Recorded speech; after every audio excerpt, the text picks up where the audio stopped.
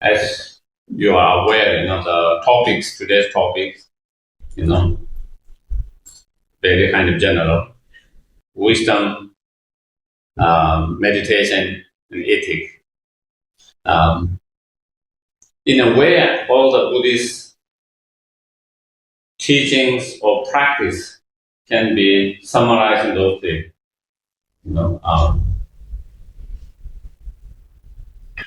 And I think it covers basically um, all the practices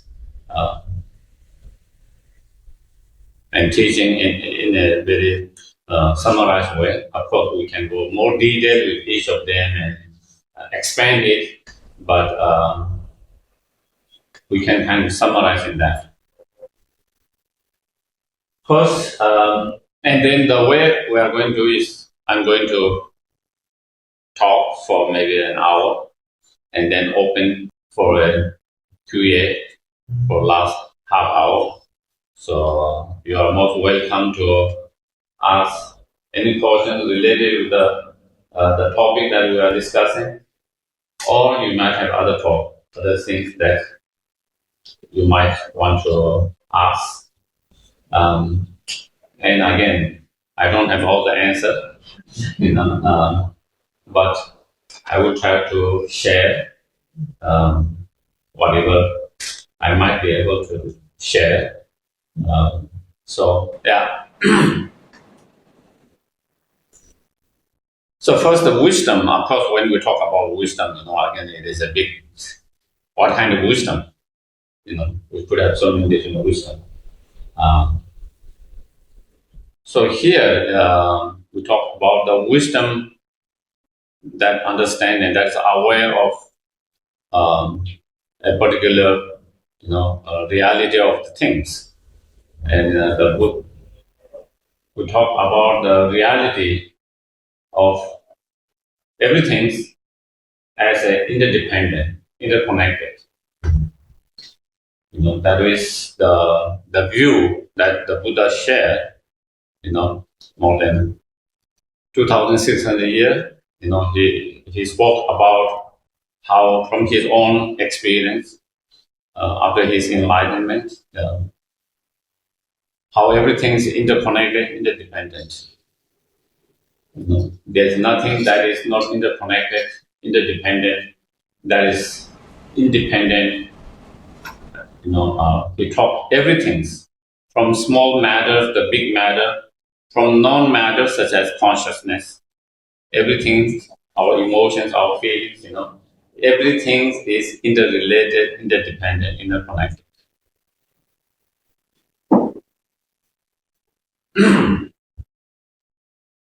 And as we make more progress in technology with the science, I think we are discovering or understanding more and more of that, how everything is interdependent, how everything is interconnected, how our actions affect the planet.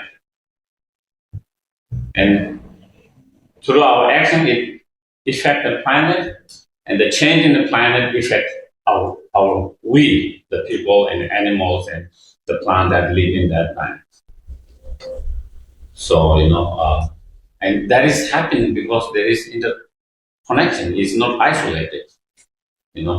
Our actions, the effect of that to the planet, and the effect of that planet to us, they're all interconnected, interrelated.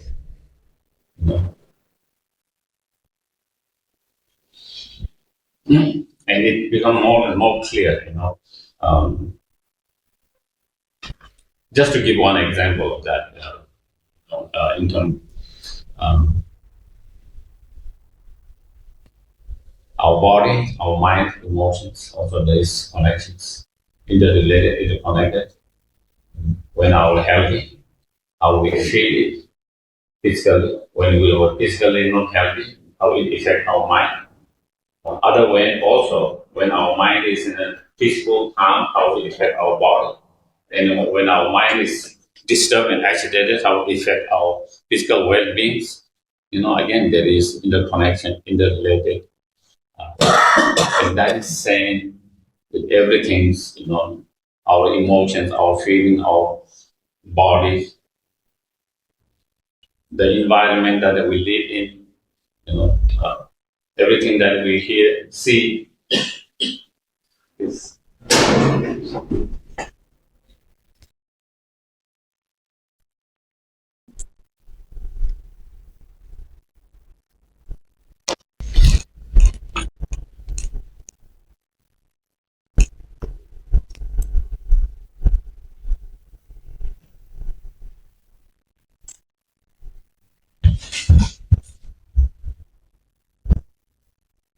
So everything that we can see with our eyes, everything we hear, every sound, everything that we smell, everything we taste, everything that we can touch, everything that even we cannot touch and see and hear, but in our mind, everything that we are imagining in our mind, everything is interdependent, interconnected.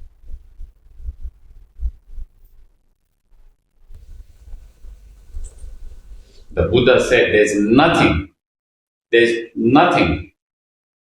is not interconnected, interdependent. And that is the view, and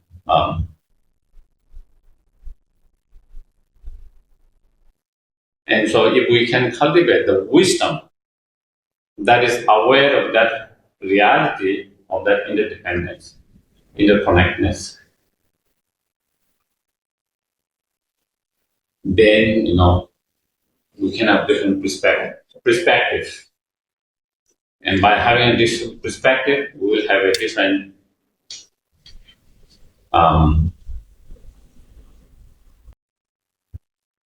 interactions. And that could have different results.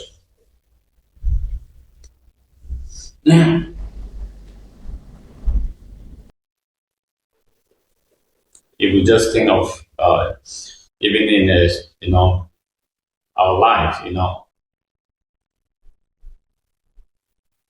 we are not isolated from others. Others not isolated. We are interconnected, interrelated. Our actions affect others. Others' actions affect us. It's not just that my actions affect just myself. My actions affect people around me. So the world we live in, and it's also other way around. Why my action affect someone? Why someone action affect me? Because we are interconnected, interrelated. We are not totally isolated, separate entities.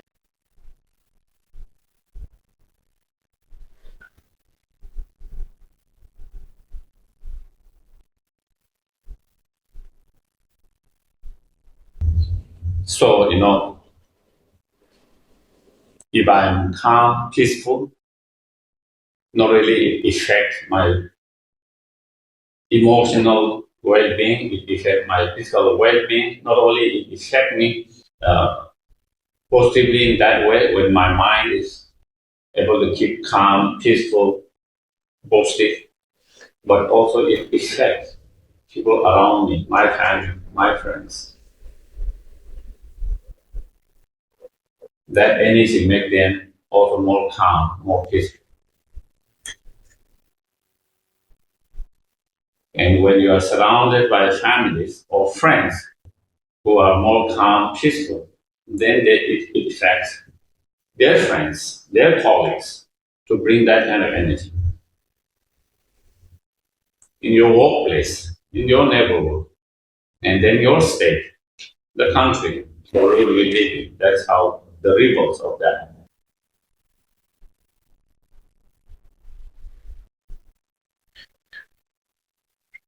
On the other hand, when my mind is agitated, disturbed,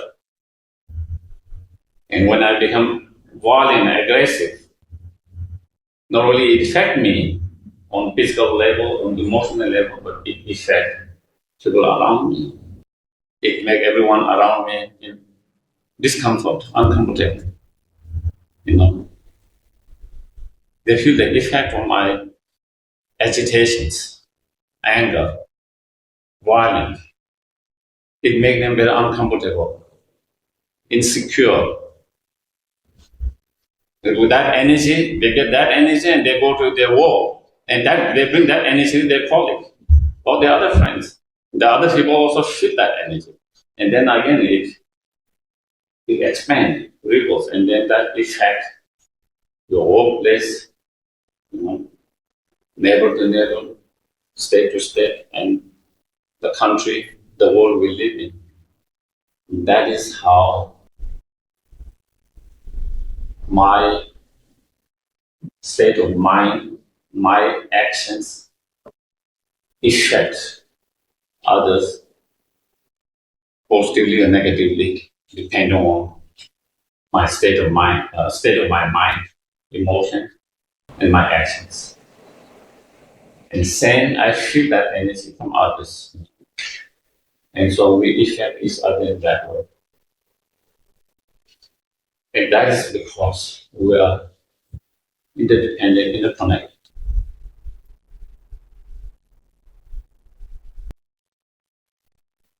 And if we understand that, then we will be more conscious of our actions. Because it's not about just my state of mind and my actions. It's not only about me. It is also about my family, the world that we live in, because my action, my attitude have consequences. Whether it's negative consequences or positive consequences, depending on state of my mind and my actions to others. So then we become more mindful of our actions, our thoughts. Because sometimes, we're not aware of that. We think, well, it's my life, I can do anything I want.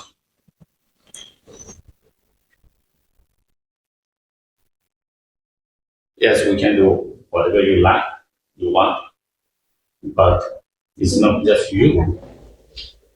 There is an effect of your actions to others. If it's just you, then we can say that. If my actions and my attitude are not affecting others, then I can say it's my life. I can do whatever I want. But when my actions and my state of mind is affecting others, then we have to be, because we care about people around us, our loved one, dear one. We don't want to hurt and harm them. We don't want to do anything that could make them hurtful or harmful. And sometimes, without knowing that we are hurting and harming them, we do that. We have no intention of hurting and harming them, but they experience the pain and sufferings of our actions and our attitudes.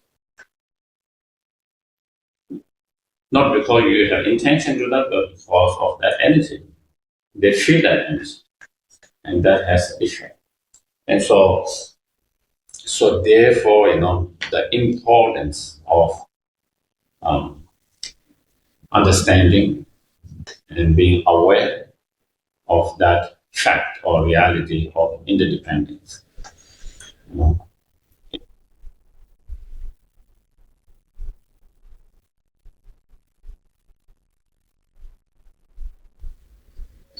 Of course, when we explain, then there is how everything is, interdependent, and all the conditions, how every condition, things or phenomena or objects are dependent on its cause and conditions. How everything is dependent on its path. Every small matter, most small matter, the biggest matter, and non-matter such as consciousness. Even they are, depending on its part. Everything is made out of parts, you know, and they are depending on parts. When we take away those parts, there is no object of that, whether it's matter or non-matter. There's no more of that object. The object can only exist and function by depending on many other factors. conditions. When you take away those parts and conditions, that objects cannot exist as that object and cannot function as that object, regardless whether it's matter or non-matter. Even it's just energy, even it's just a consciousness. Not only that, how everything is mutually interdependent, connected. How nothing can exist by itself as it is. It might be interesting, to think, to give an example of that, just for an exercise in our mind. My act of, moving my feet, taking steps, that act is that act of coming or going by itself.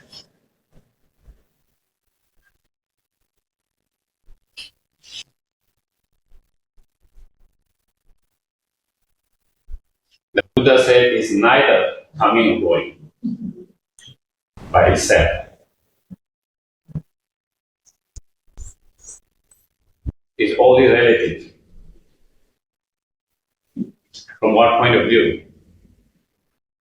If I'm making that act, stepping my feet, from your point of view, I'm coming. From my point of view, or someone from that, I'm going.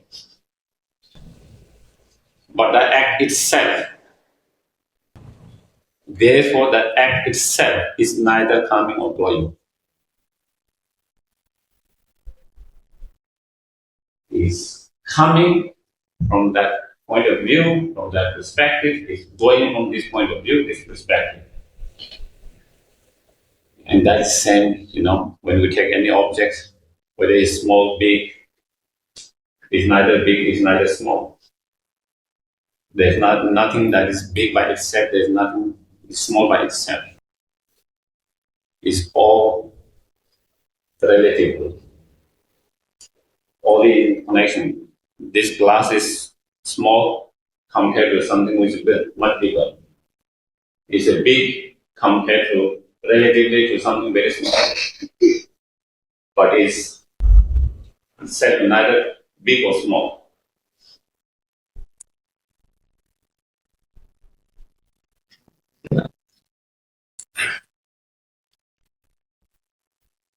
And I think I'm drinking water, and I think it is water by itself.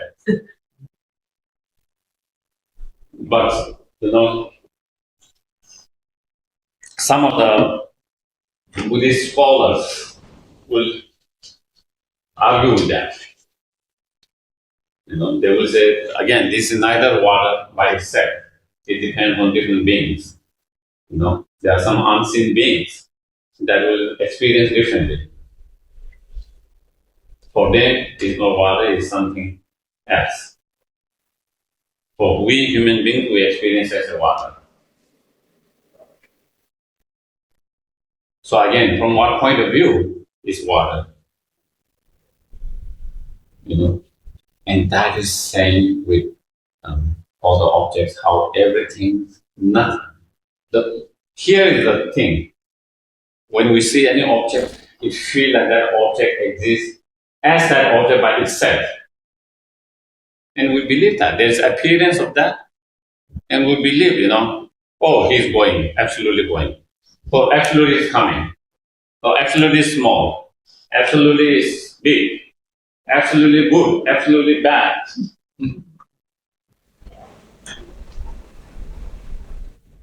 Absolutely right. Absolutely wrong.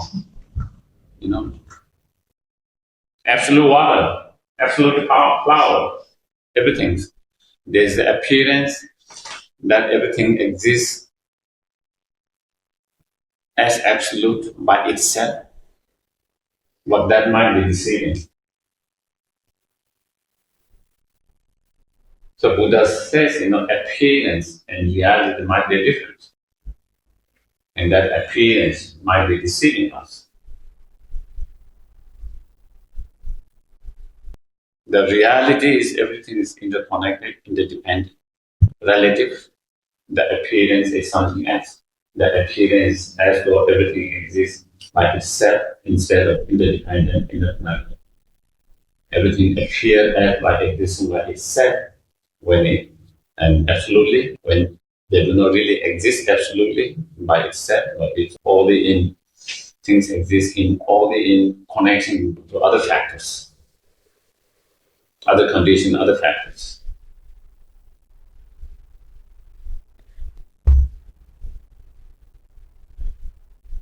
Isn't it interesting to think about it? Something.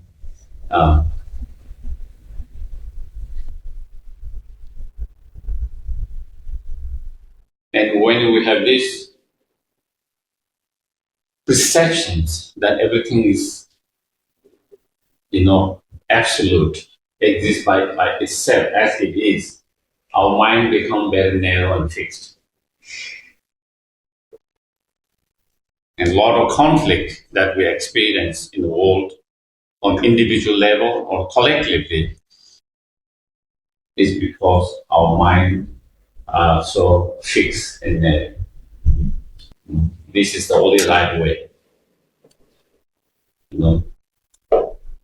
We don't think, not only I'm right from this perspective, but other one who have the opposite view could be right from another factors, from another angle.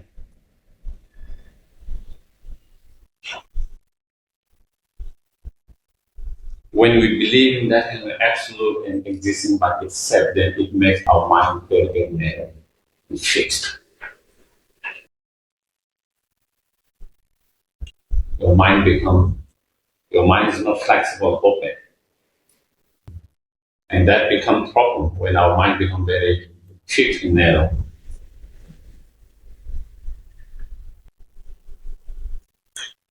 That's where the conflict comes.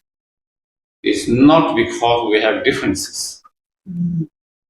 At the moment, sometimes we feel like the conflict is there because we have differences on our view and everything.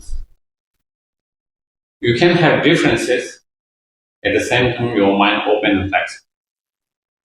And we wouldn't have that conflict. But when our mind becomes very fixed, narrow, without that openness, flexibility, and when we have differences, then that is where the conflict comes. Because I can still feel, this is right for me, and this is correct for me, but at the same time, I don't have to believe this is the correct for everyone else. This is the right for everyone else. Something that is suitable for me, something that seems correct for me, something that seems true for me, might not be same for everyone else.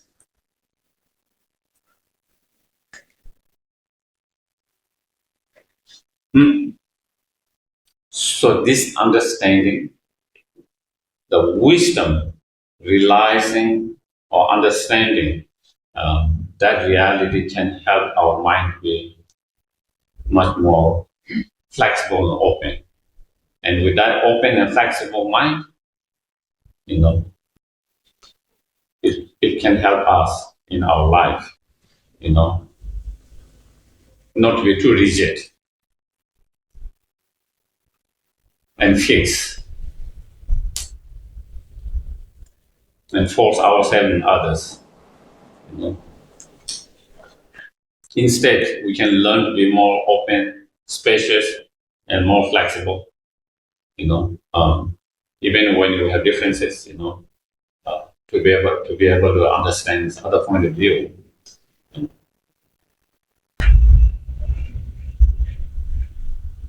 And that doesn't create cause for confronting each other and such a strong conflict. So that is the what we call the view of the view of interdependent interconnectedness, how everything is interdependent, interconnected.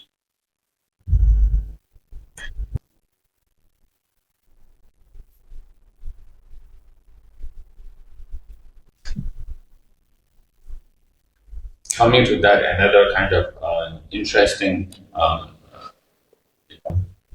view on that is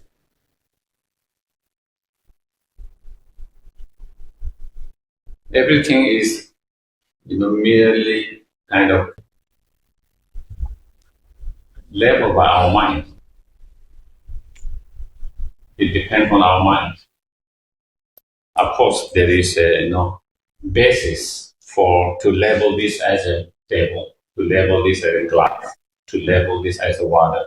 Certain things, what we call basis, certain things come together and put in certain way. It has certain functionings, that.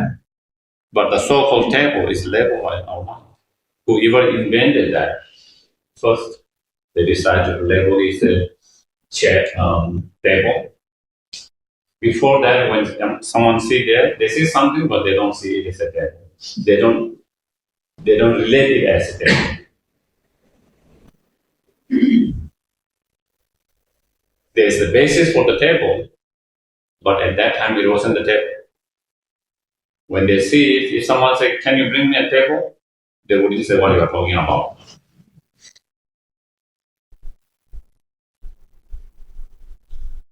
So someone invents something, and then they label that as an object, whatever the label they give. And from that on, then everyone connect as that object, whatever that is, based on the label.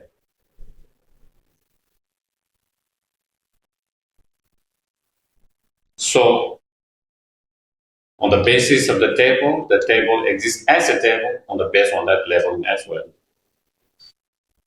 So again, how everything is depending on how our mind level,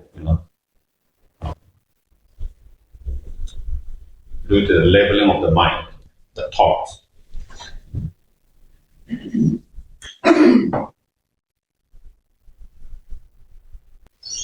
So, I'm kind of pointing here everywhere without going in much details, but just something to a food for thought, I guess, something that to think about it. So that is the view, and then the wisdom having that view, And in order to have that wisdom, in order to develop that wisdom, then the meditation comes. The meditation is the tool. There's the view, and how can we develop the wisdom that relies or understand that view, and then through meditations. Meditation is the tool that we learn, And again, meditation is a kind of big subject, And there are many different kind of meditations.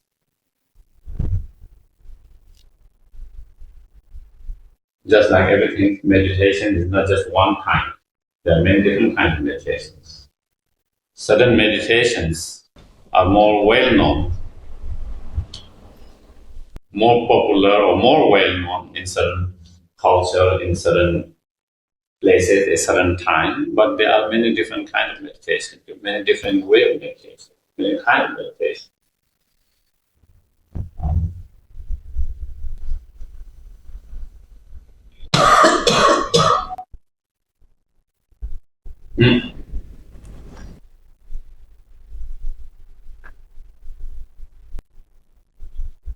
There is, one meditations,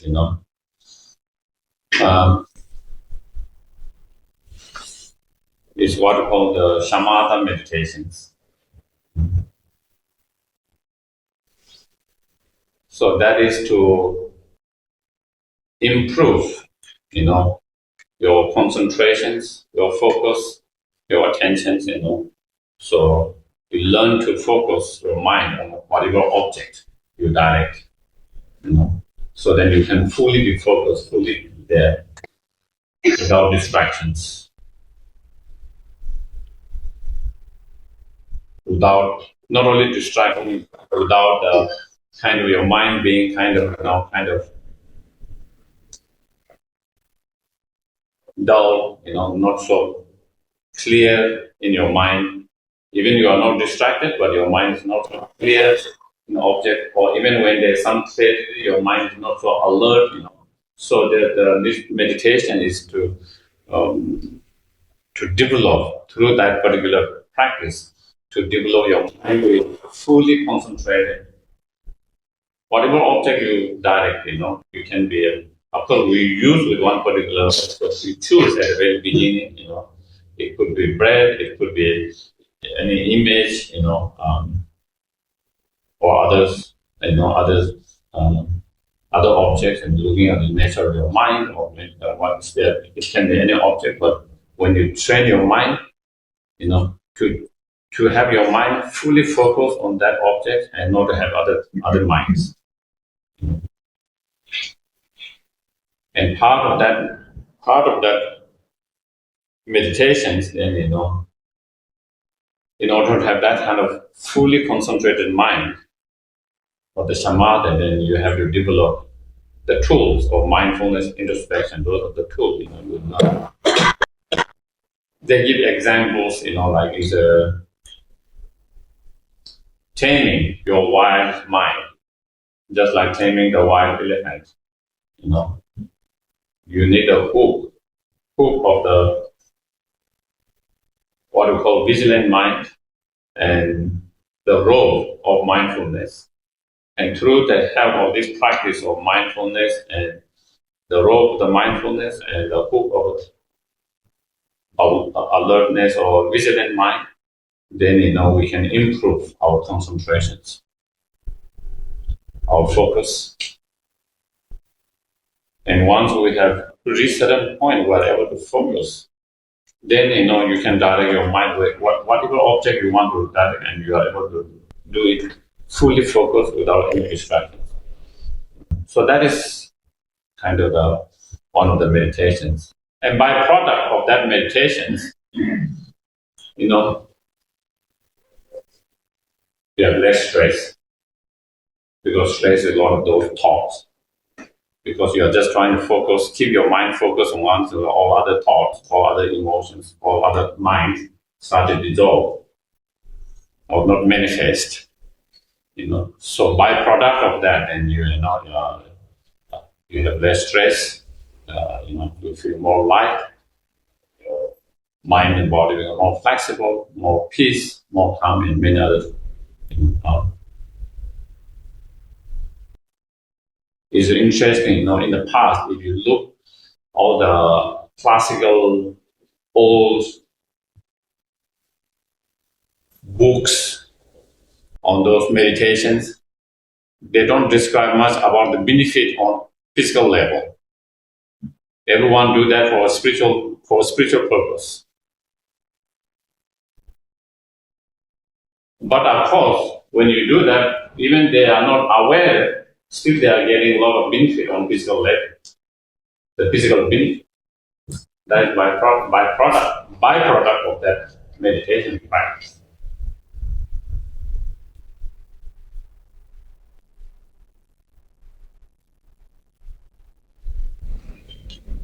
Yeah,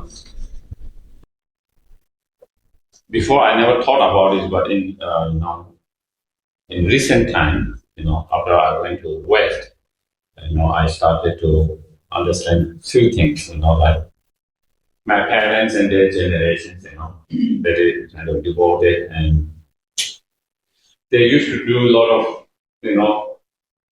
circumambulate stupas, holy objects. They do that for their part of their spiritual practice, for that. They never do that part of exercise. They never knew that they were doing exercise to keep them healthy. That never came in their mind.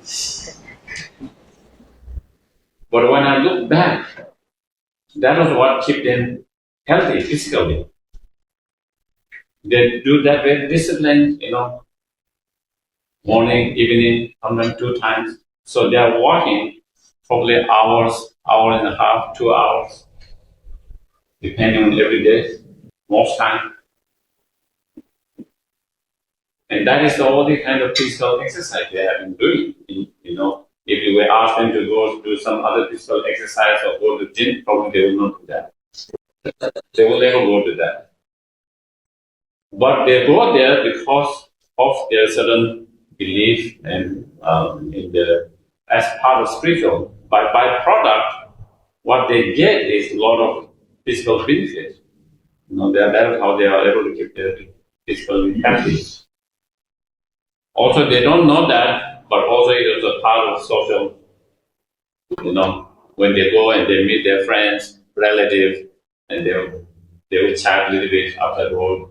They will go to a tea shop, have a tea together, and again, they purposely doesn't go for that, but that happens. And similarly, I'm talking that relating that because of this particular the byproduct of that meditations on physical level and on mental level. And then we have, we have this so-called analytical meditations. In analytical meditation, then you use your mind, your thought, examining, analyzing why, how,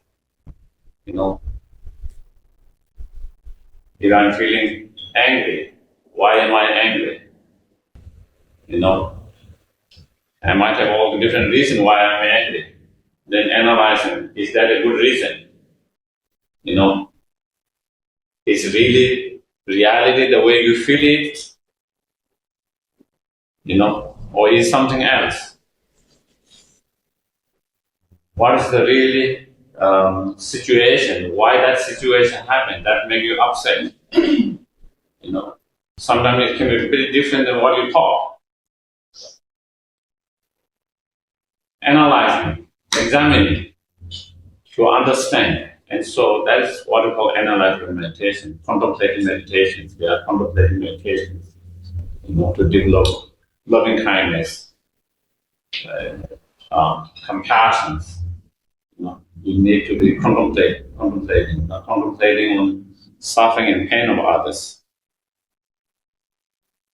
You contemplate pain and suffering of others. When you contemplate, think, reflect on the pain and suffering of others, then you feel their pain and suffering. When you feel their pain and suffering, then you feel empathy, compassion, cultivate loving kindness. If you don't feel their pain, you will not feel that way. And you will not feel their pain if you don't really think about their pain. Their problem, their sufferings. So there are many different kinds of meditations,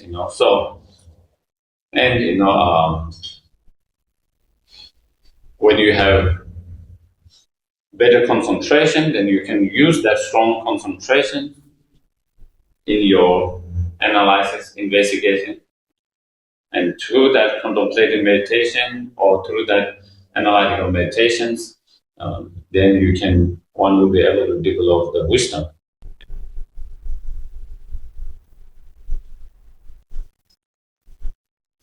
So when you have that wisdom, realizing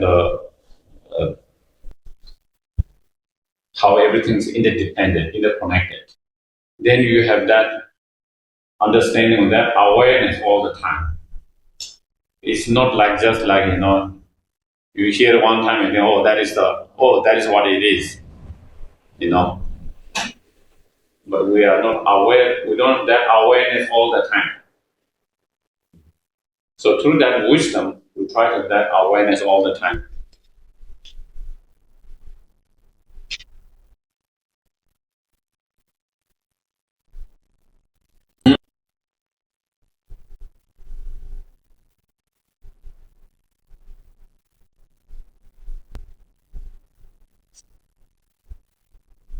So meditation is the tool to make that awareness, that wisdom, manifesting our life all the time. And like everything, at the very beginning, it requires effort. Even when you're trying to develop physically, when you do some yoga posture, or someone trying to be a gymnast, or someone trying to do any kind of martial art, whatever form of exercise, it requires effort. You might not enjoy so much because it requires effort. But with the time, if you keep on repeating, if you keep on doing, then your body gets used to it, and you feel less tired by doing that. And then when you feel less tired, you start to enjoy it because it doesn't require so much effort. And then you started enjoying that, and that's the same with training our mind. At the very beginning, we have certain way of thinking, certain way of, and so sometimes we have to, through meditation, we have to change those kind of, to change the way of thinking, to have a different attitude, different perspective, the way we see things, And it requires effort. You might not enjoy as much, but if you keep on practicing, repeating that, just like physical exercise, then with the time, your mind gets used to that, familiar with that, and then it requires less effort. And when it becomes less effort, it becomes more natural, more, spontaneous, and then you start to enjoy too, and then that wouldn't be any difficult, Then you don't need effort, From effort, then you just require very small effort at the very beginning, and then you don't require effort. And then you reach a point where you don't require any effort.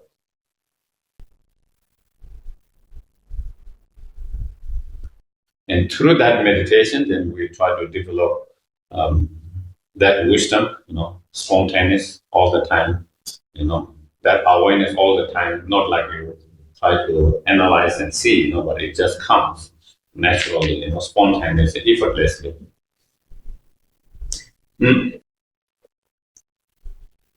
And through that meditation, then, we develop the wisdom, we develop the compassion, and then, with that wisdom and compassion, then we engage in a compassionate ethic, actions or behavior.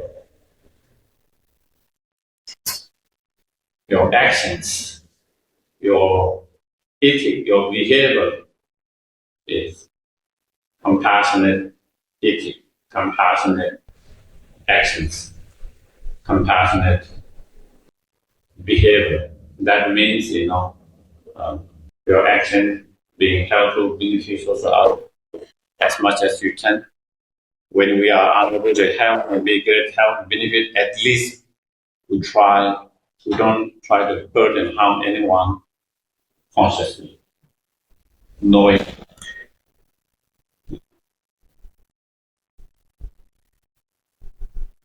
And that's compassionate actions, compassionate behavior, compassionate ethic comes from the wisdom and compassion.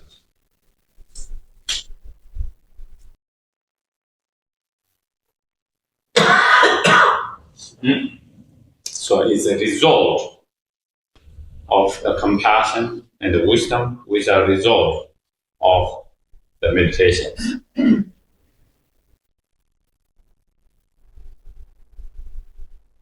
And when we live our life, more kind, more compassionate, you find more peace in yourself. More peace in yourself. More trust in yourself. More confidence in yourself. One of the things we are afraid to look at ourselves, sometimes because we see a lot of darkness in ourselves. We see what, Vishnu? Garbage. Garbage, yes. Sometimes we get too much selfish attitude, or all these kind of things. So sometimes we don't want to look inside. We are afraid to look inside. We are not willing to look inside. But when you are a very kind, compassionate person, you wouldn't have any fear of looking into yourself.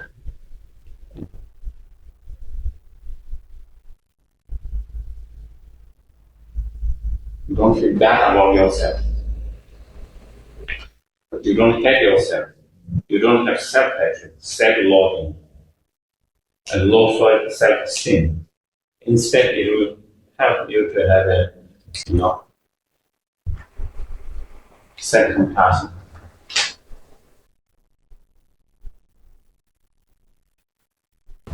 High self-esteem,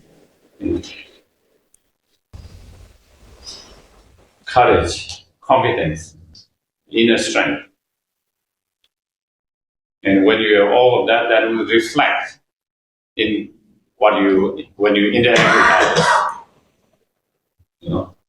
Then you also become you act more compassionate, more kind to others, more caring for others.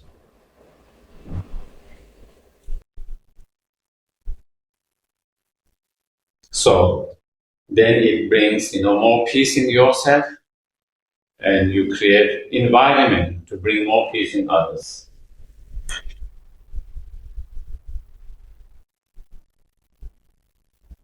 There are so many people, who believe in different spiritual paths, people who doesn't believe in any spiritual religious, but different people, all kind of people who have met the Lama, for example, one example to give. And most of people, regardless what they believe, what they felt, something very peaceful, calming energy to be around. That's how you feel like. Your energy, even without doing anything, without saying anything, just being there, it brings that energy, positive energy. It helps those surrounding around them to find more peace, more calm. That's really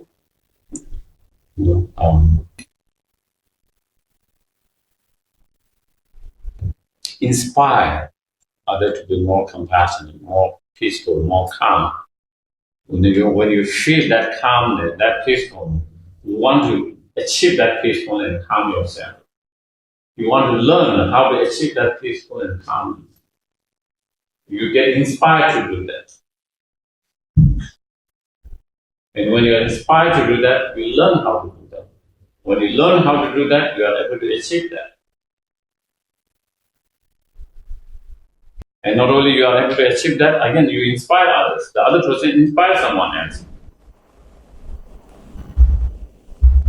And that is how we can help to spread the peace, the calmness, the love, compassion.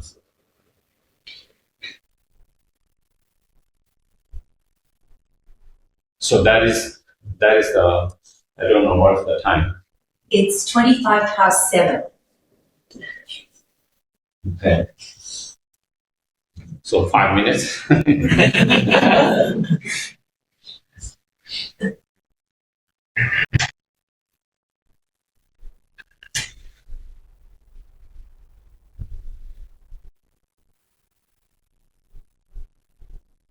So they all go together. The view lead to the wisdom, and the wisdom is cultivated through the meditations, and through the wisdom and compassion, then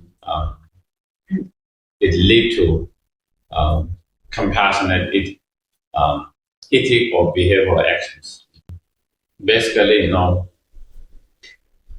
we try to, with that awareness, with a compassionate mind, and with that wisdom, realizing that we all are interconnected, interrelated, that my thoughts, my speech, my actions will affect others, either in positive or negative way. With all this awareness, not only others, also yourself, with that all this awareness, understanding, and compassion, then you want to try to avoid any kind of harmful actions, physically, verbally, mentally. One try to avoid, because by engaging in those harmful actions, it harms others, it harms yourself, it harms everyone. It hurts others, it hurts yourself, it hurts everyone.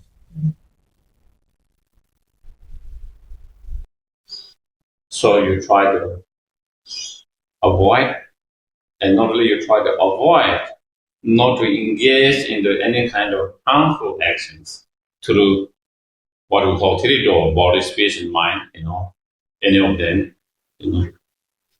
Not only we try to avoid, and we try to engage as much as we can in the helpful and beneficial, talks, helpful and beneficial speech, you know.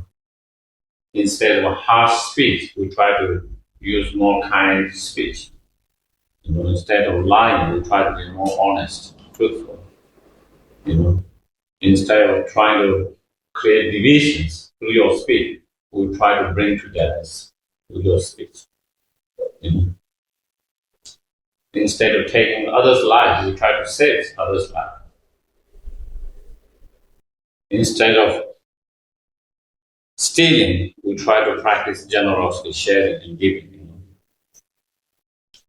Instead of, through your action, creating a problem in the families, we try to bring them together. Trying to help even the broken family to have better relationship, instead of trying to create through your actions, to break someone's families, And instead of negative thoughts, ill will feeling, to harm others, we try to develop compassionate thoughts, kind thoughts, wanting to be benefit, wanting to help. Instead of wrong view, we try to have a correct view that how everything is interdependent, interconnected, interrelated. Instead of, covetous mind, wanting more others' happiness to be your own happiness, others' success to be your own success. Instead, we learn to be happy with others' success. We learn to be happy with others' happiness. We learn to be happy with others' virtues, other goodness. So through that, then we try to engage in that, and that is the basis for that kind of ethic, action, and behavior, compassionate ethic, kind and compassionate ethic for action and behavior, and that is the root of peace, harmony, happiness on individual level, in our family, in our neighborhood, in our state, in our countries, in the world we live in. When everyone started to be more kind and compassionate, the world will be much more better place to be. Mm-hmm. It's not just one of the problems, as His Holiness Dalai Lama mentioned all the time, is that we have paid so much attention to this training our brain, intelligence, but we are not trained, put so much effort on the heart, the compassion, and that is the problem. And I found myself, I was naive. At one time, I really thought, if the whole world is educated with modern educations, if everyone is educated, the world will be a better place to be. But now, I'm being more aware that I was naive. Just people are more educated because they have more degree doesn't make the place better place to be.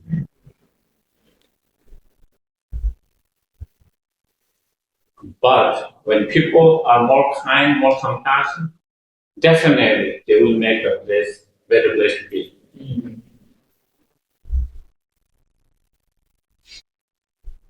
And that's what is missing. That's what is missing. In educations, whether it's in the school, university, or whether it's a training, education at home.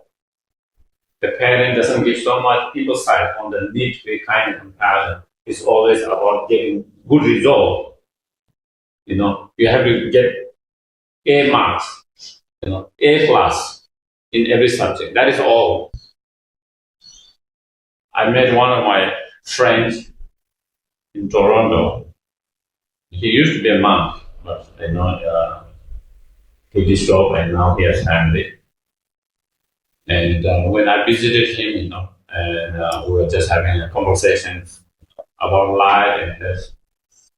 And then in one of our conversations, he told me, you know, he has two daughters, and one of the daughter was got some kind of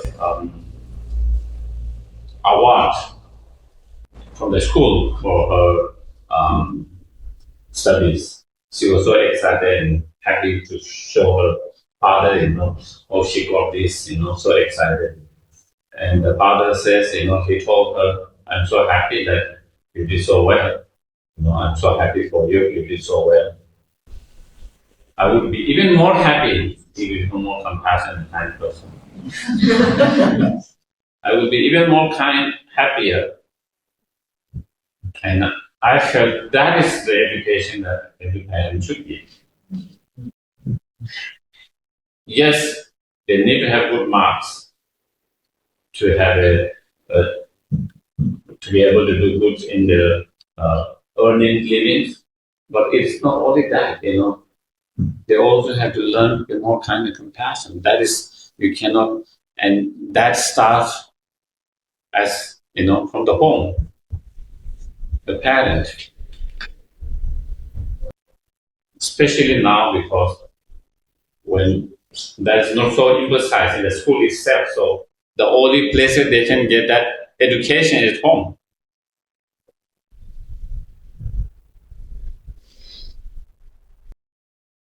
And if we can be even a little bit more kind, more a little bit compassion, we might not be able to be a saint immediately, you know.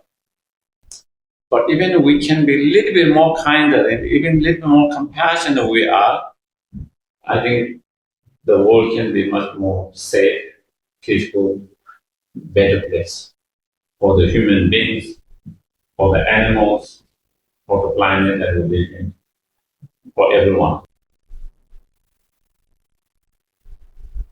When there is not enough love and compassion, then, you know, we are going to destroy the planet, we are going to destroy the world, and we are just going to destroy ourselves. The only thing that can save all that is, you know, a little bit of love and compassion. And that is why that is so necessary, important on individual, on collective level and on individual level. On collective level and on individual level. And in order to have such, you know, such true love, true compassion, then that is based on the reasoning and strong reasoning and wisdom. And then the wisdom is very important as well. So that is I will end my talk now, and then I think it might be more better if I can open for some questions.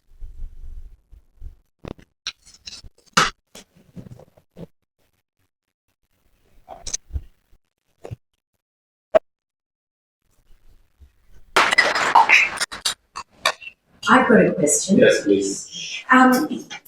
Geshe-la, 30 years ago, I came in contact with Buddhism by reading the Tibetan Book of Living and Dying. And I remember when I read it, I had an incredibly strong connection to it. It felt familiar to me, yet I was raised a Catholic, and reincarnation had nothing to do with Catholicism. And I was suffering at that time. And I wanted to be free of suffering. And I think that we all want to be happy and nobody wants to suffer, and yet we're all moving towards greater suffering by our actions. But I know so many people who I speak with, they want to be different, they want to change, but they're kind of held captive by the habits of their mind, by the habits of their actions. What does it take? I mean, I feel honestly blessed that I came in contact with this Buddhist text and that it meant something to me. But what does it take for some people who want to change, who want to be free of suffering and yet keep creating the causes for their own suffering? Well, that is, I don't know. I think, it might be different for different people, I don't think there's one answer to everyone's, because everyone's so different. Just like, in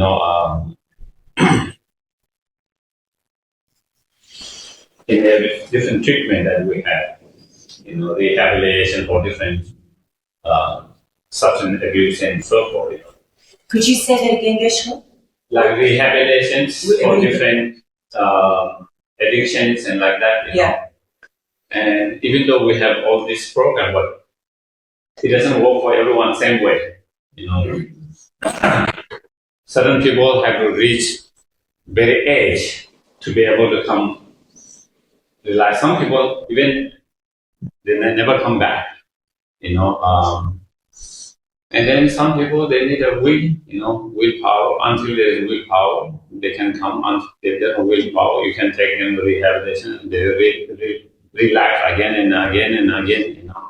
So it's a different people's, different, and I feel that is same with many of the things, Even though we always like to find one simple answer to everything that can fix everyone's problems. Unfortunately, sometimes it's not like that. Different solution for different peoples. Not necessarily same answer to everyone's. Just like yourself, as you made, and I don't know from previous imprint, you connected. Some people meet the Dharma, but they don't connect it. They don't feel the way you felt it. So, encountering the Buddhism doesn't change them, in their cases. Because, again, it didn't connect with them, whatever that might be,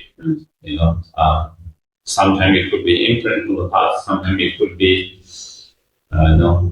the topic, the subject that you heard didn't connect, even though there are certain things that connect with you, but one particular subject, particular thing didn't connect with you or something, so. But I think one of the things is, realizing, that is our own mind. That is the main cause of our suffering and happiness, I think. And how someone comes in that, I don't know.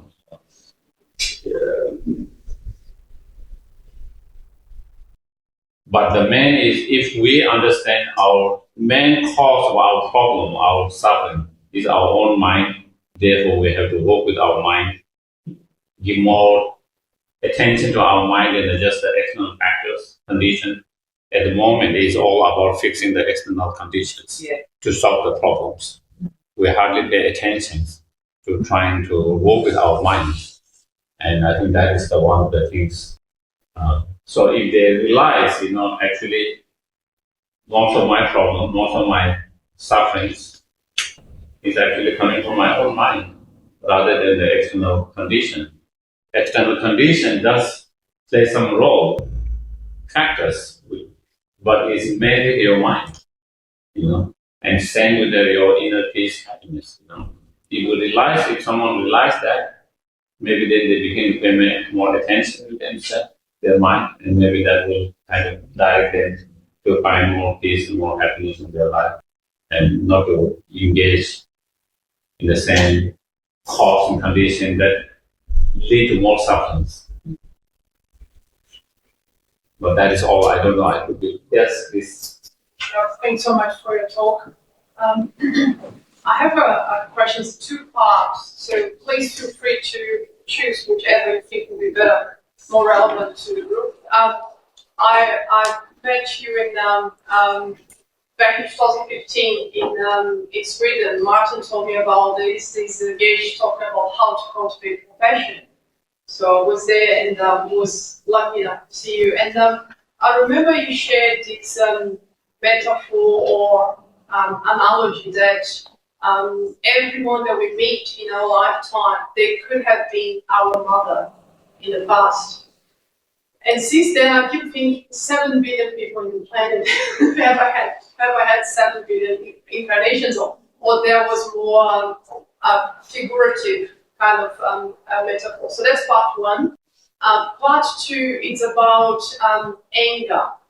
Spoke about anger, and my question is there a place for is there any place for anger? I remember a story that the Dalai Lama was hearing some discussion. He punched the table and expressed indignation and anger. So my question is there any place for anger, and when anger could be used? So some deities, I relate to anger in a way, so fix also.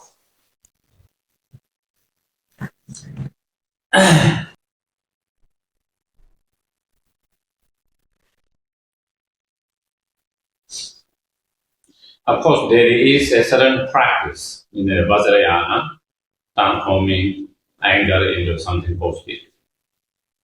But that requires really, really great practice. So that is not just an ordinary anger, Deep down is the really motivation and compassion. True compassion is not really anger. Anger is just kind of external display or expression of that, but it's an expression of compassion. It's not real anger like normal anger, uncontrolled anger. In that sense, it's like parent. Sometimes they have to take a strong stand when they're dealing with their children. So it's out of compassion in order to help them. Sometimes they have to be tough. When they say no, it's no. Not because of for themselves, but because to help the children. So it's coming from that compassion. Similarly, that there is a possible of that anger. But generally speaking, the normal anger, uncontrolled anger, is always going to be harmful. It's always going to be harmful for yourself and harmful for others. So that is, but one way when you cannot control that kind of anger, instead of direct the anger towards certain individual, if you will direct the anger towards the, system or something that will help us to bring change, that will inspire us to change. Maybe that might be something positive, Not angry to the individual persons, but is more towards whatever system, whatever things that is not working or that being, And so then that might be a little bit less harmful towards others. So, that is all I can think of, Generally, when we say anger, the normal anger uncontrolled anger, that is always harmful. It's always harmful.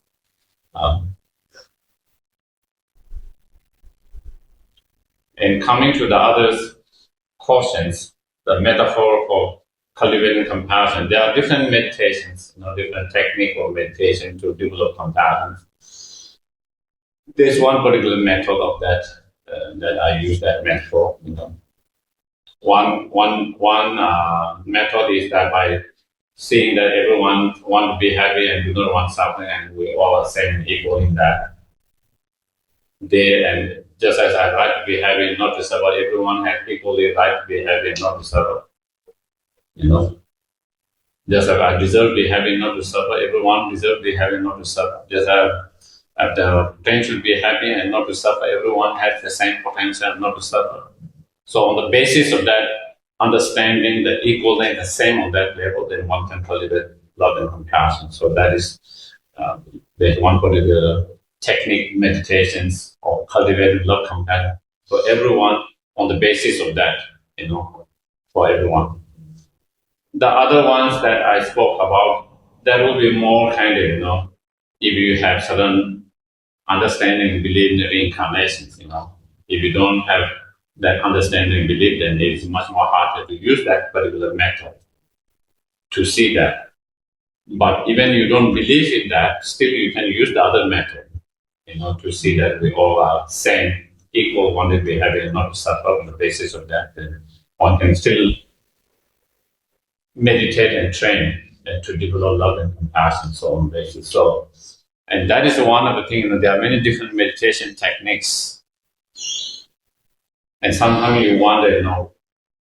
I also used to wonder. Why complicate things so much? Why doesn't there make one? The problem is our mind is so different. And that was what I felt when I first went to state. I went to grocery shop, and I was looking for salt and certain things, and I was overwhelmed. So many salt there, with different all kind of things, all different kind of things, and I didn't know what to pick up, Overwhelmed, whatever I wanted to buy. Because in Nepal, you go, can I have a salt? You get that, whatever there. That is it. Seems much more simple. But after time, when I learned all about those different salt or different whatever vegetables, and then you decide what you want, and then I don't have to feel overwhelmed. I just pick up what I need. And it is good because it gives option to others. Some people cannot take their tolerant gluten, so they need to have gluten-free, all those different options. Someone doesn't eat meat, so they have vegetarian. Someone doesn't even use dairy, they have vegan. So everyone has the choice. So you don't have to be overwhelmed. There is so much. Once you know what you want. And same with the meditation. Sometimes we have many different meditations, techniques, and you just have to try and see what suits you, what helps, what benefits you. And once you find that, you just try to use that, and you don't have to be overwhelmed by all other stuff, so many different techniques and methods, because those can be more suitable and more beneficial for someone else, which might not be so as suitable. So so relation to that. Yes, please. Hi, I'm Jared. So much for sharing your wisdom. I really appreciate it. And thanks to 16 as well.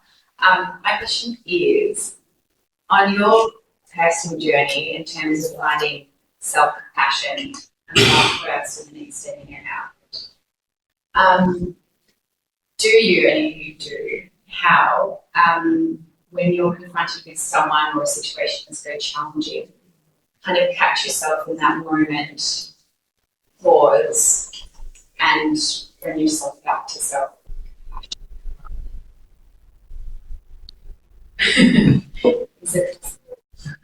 Yeah, I think, you learn to do certain meditation, whether it's a mindfulness meditation, watching your breath, or whether you do some chanting meditation, basically, or whatever form of meditation, is learning your mind to kind of slow down, because we are very impulse and reactive, our mind is. So when we do that, we kind of learn to slow down your mind. When you slow down mind, it gives you the ability to pause it, So again, you can use different techniques, as I said, for some breathing exercise, breathing meditations. It can be the tools for that. Sometimes some people can use a chanting meditation, just focus on that sound or that or image, So basically, you learn your mind to just quiet, calm, and slow down, And through that, then you learn the ability with the time to kind of pause before you react.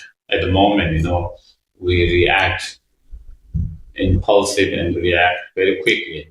And so if we are able to do that and pause and then you can use your mind, wisdom, reasoning, whether it's a more beneficial to response or not response. If I respond, will it be more beneficial to respond that way or this way? So it gives you all these options to really reflect and contemplate before you take any actions. Sometimes the best would be not to respond. Sometimes best would be to respond. And if response, which way I'm going to respond? So then you have this space to think, contemplate before you take the action or not to take actions. At the moment, we don't have that space. We just immediately kind of respond, react. And because we don't have that space, the ability to pause, So I think one can learn to do that through those different meditation techniques that one learns, and then ability to do that. Yeah. Thank you. Yes, please. I can sit too. Thank you very much. Can you speak up, Masha? I said thank you very much for your time. Yeah. I had this problem all the time. I had to talk about it. In terms of love and compassion, you mentioned this should be the way we always deal with others. What if the people around you, they take advantage of that kindness because you're giving all the time throughout your life? So what is the best course of action? Mm-hmm. I think sometimes there is a misunderstanding of love and compassion from being state of mind to the actions. Same with the patience, when we talk of patience. It's a state of mind. You can feel compassion, kind to someone, but sometimes when you need to boundary, you need to create the boundaries. Sometimes when you need to refresh yourself because you are burnt out, overdone it, you can kind of create a space. That doesn't mean someone is not compassionate. Okay? Compassion, state mind, because in your mind you still care about them, you still love them, you still want to help them, but physically, maybe even emotionally, mentally, you feel that you need to take rest. You cannot take it anymore, physically and emotionally. So sometimes you need to take.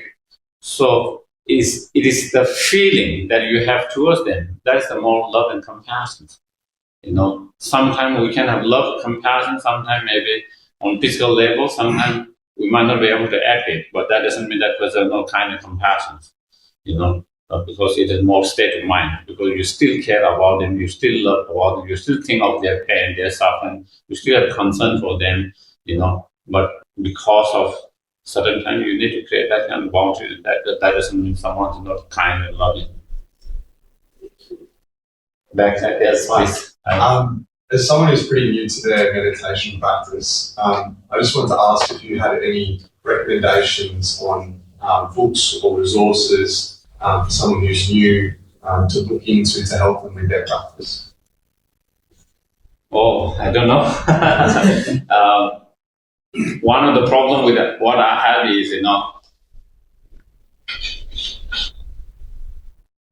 I don't read so much English books.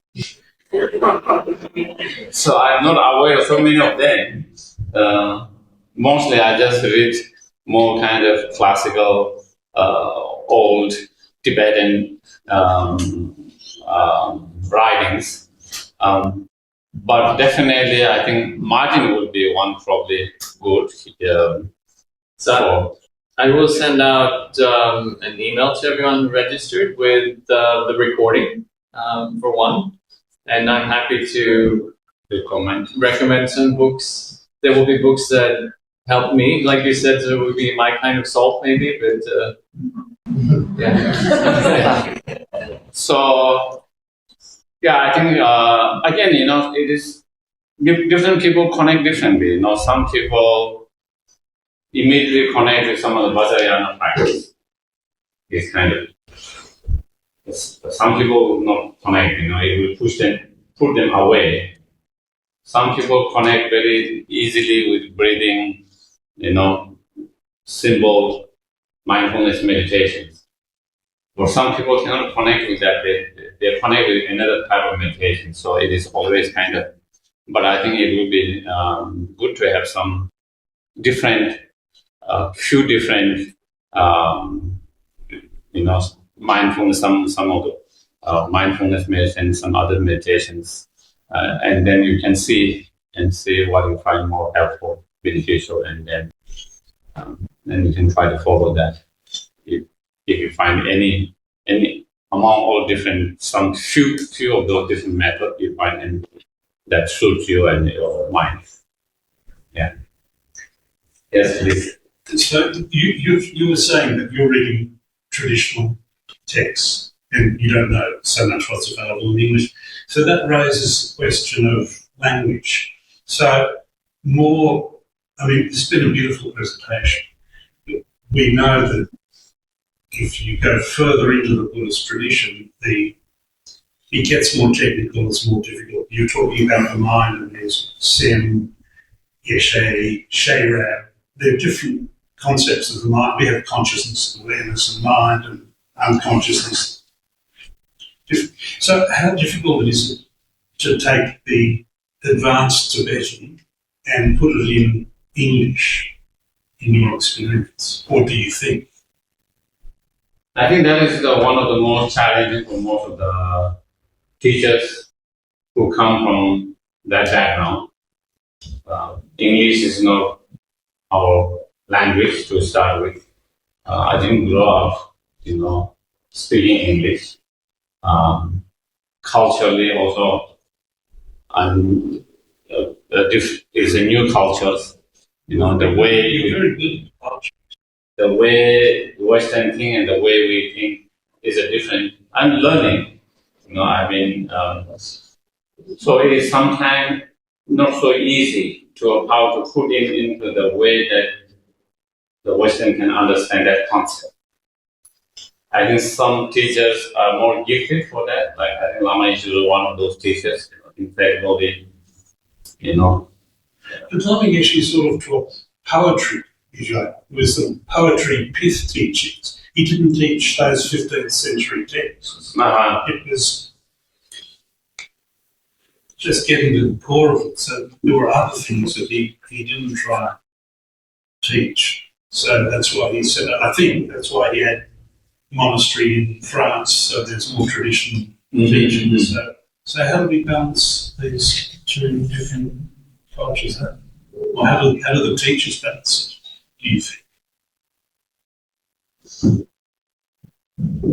Do we all have to learn Tibetan? Absolutely not. Learning Tibetan doesn't mean you are going to be good at that. Most Tibetan doesn't know that. They know the language, but the subject matter, if you talk about emptiness, probably most of them wouldn't understand anything.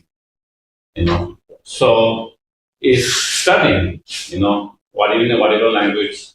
I think there is enough material for the Westerner to begin with, and more they are being translated. In Tibet it took thousands of years before they translated most of the books, whatever they have been able to translate it. And also I think even a very short period in West, I think so many has been already translated and they are still translating. And in terms of traditional texts, and then we have modern contemporary teachers who come with this background and who are able to present maybe in a way that the Western people can understand better. I think maybe here you have more advantage in that, I would say, than those in Tibet in early times. when Buddhism first came to the West, Tibet. Okay, and there's this. Yes. I have like a two-part question. Yes. One, you mentioned about kindness, meditation for other people. This, how do you do that kind of technique? Second question is, I feel like I struggle for the kindness to myself, but I'm more able for other people to see it in other people than myself. Mm-hmm. Does this do the same sort of thing? Practicing kindness meditation for yourself as well as other people, and if so, how would you start? Well, I think if it's easier for you to feel kindness and compassion for someone than yourself, I think you start with that person, thinking of that person, and trying to feel the compassion, kindness and compassion to that person. And then also you think and visualize yourself there, and you are just like that person. You are another being, another sentient being, who hope. Yeah, you can visualize yourself. Sometimes it might be helpful to kind of visualize yourself like you are looking in the mirror, like in the mirror, you look yourself. First you feel the compassion of someone which you feel easy to develop that compassion. And then once you feel that compassion, then you also look in your mirror yourself and say, this person is another person, another being who wants to be happy and doesn't want to suffer. She also has right to be happy and not to suffer. She deserves to be happy and not to suffer, just like the other person. She has the potential to be happy and not to suffer, just like the others. And she has her own, just like others, she might have her own weakness or faults, defect, just like everyone. So it is just, just like you feel for others, this person is no different from that. And so then understanding that through, then you can try to feel the compassion to that same way that you feel that, because, we all are same. We all are same. We all are object of compassion and kindness. We all have our own weakness. We all have our own faults. We all have our own defects. As an ordinary sentient beings, as an ordinary unenlightened sentient being, no one is perfect. Just as we are able to forgive and be compassionate when your children make a mistake. Same way, everyone, they make mistake and they learn from their mistake. And so we also try to feel love and compassion and just you feel for others, also yourself in that way. So you try to do that. Yeah. Yes. Maybe that's Geshe-la, maybe 5 minutes. Okay, that will be the last portions. So yes, please. Hello everyone, my name is Romin. Hi, Robin. Hey, thank you. I think the last question is a harsh question. It comes to my mind. You were talking about the connection between everything in our life, in the entire world. And I like the idea about that, like a chain, and everything is like a chain together. If you grab one piece and drag it, everything's gonna go with that piece because everything is connected together. And it's about existing. I just make the question short. What's gonna happen after death when we receive our expiry date and we go away, or someone else goes away? I'm still in connection in my immaterial mind with someone who I love, who belongs to me or I belongs to. And this connection slowly gets weak and weak for some people, and some people not. But stay a bit, much stronger. Which we miss someone who passed away, it means we are still in connection. And I just want to ask, this is my connection in my immaterial mind, or this is something else? Who does idea about this action, like action is going to happen for everyone. We're going to receive that day, and we're going to prepare for that. And I just want to know what's the idea behind it. Thank you so much. Thank you.